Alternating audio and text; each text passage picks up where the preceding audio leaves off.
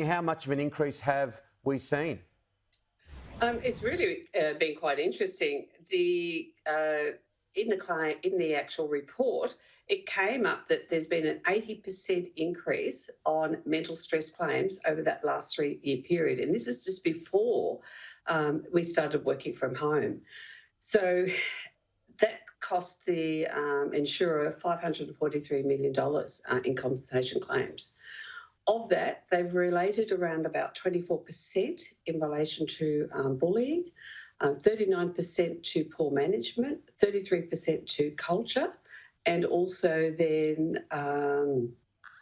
around about 26% to organisational structure. So it's actually really quite massive. So if this is the statistics before we've even gone into this pandemic, through my experience with the people that I'm dealing with and talking with within my business groups and business unit groups, is that there's been a significant increase over and above that. So watch the space as they start to do some more research later.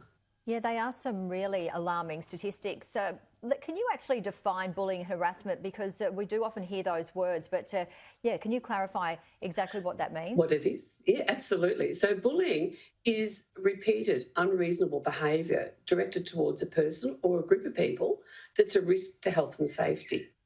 Harassment is more in relation to the characteristics, the attributes that a person brings to the workplace.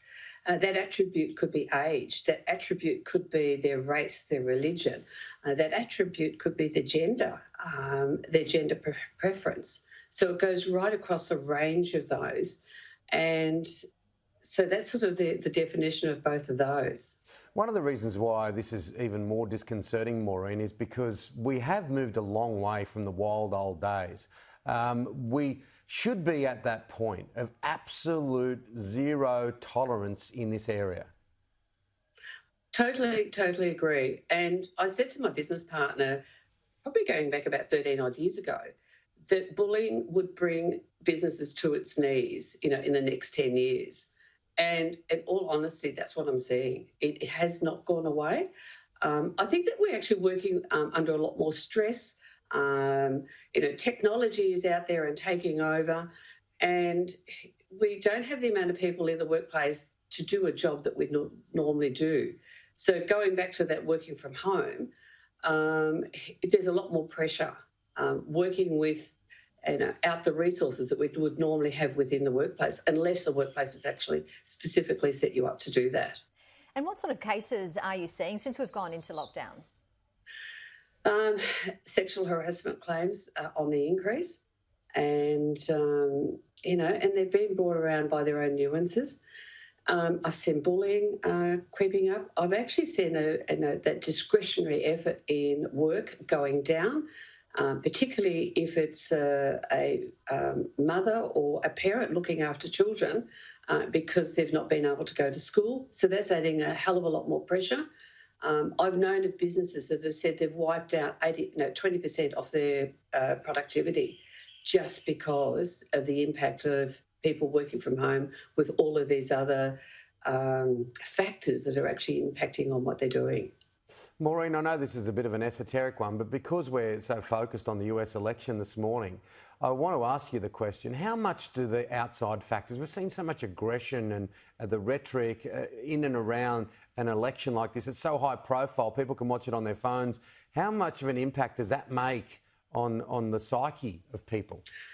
The social impact is actually quite enormous. Like I even got to, a couple of weeks ago, and I was just fatigued. And particularly in relation to the type of work that I'm doing a lot of investigations, and there's a lot of difficulties and a lot of in-depth issues that are happening inside those businesses, and so we're all fatigued. And a client described to me a little while ago, it was like World War III that we're actually going through. So people have lost, particularly here in Melbourne. Well, when we're not in Melbourne, we're better in the regional areas, but particularly in Melbourne, where we've lost all our privileges. We can't just get out. They had a 5-kilometre restriction. So it was living like you have lost all of your privileges.